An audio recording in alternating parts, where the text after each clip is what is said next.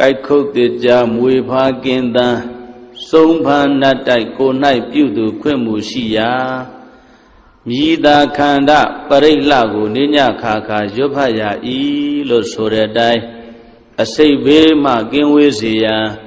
ခန္ဓာသုတ်တံကိုရွတ်ဖတ်ပူဇော်ပါမယ်တဗ္ဗတိဝိသဇာတိနံဒိဗ္ဗမန္တကတံဝိယယနာတေတိဝိတံဂောရံသေသင်္စာပိပရိတယံ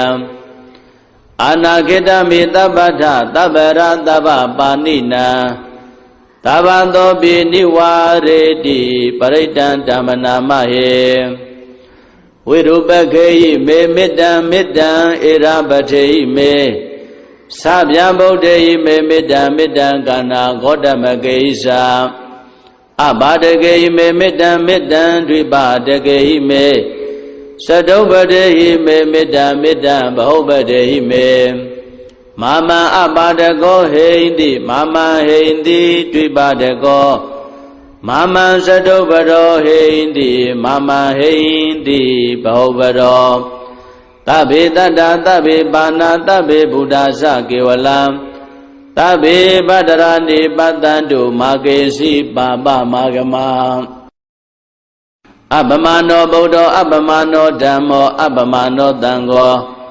ပမာဏဝန္တာနိတရိတပါဏိအဟိဝေစီကတတပရိဩနနာဘိတရဘုမုတိကာကတမေရခကတမေပရိတံပဋိကမန္တုဗုဒ္ဓနိသောဟံနမောဘဂဝတောနမောတတ္တနံသမ္မာသမ္ဗုဒ္ဓနာခန္ဓာသုတ်တံဟောရခတုခန္ဓာသုတ်တံခန္ဓာသုတ်ပိတောမြတ်တိဟောတောမာကံပရိတယစိတ်ဓာကြည်ပြုနာယူကြညာတဲ့မျိုးကောင်းသားမျိုးကောင်းသမီးတို့အားရခတုကိုယ်လည်းကြမ်းမာစိတ်ချမ်းသာ၍အစိတ်ဘေးဝေးကွာလွတ်ချမ်းသာကောင်းစွာမသွေစောင့်ရှောက်တော်မူပါစေတည်း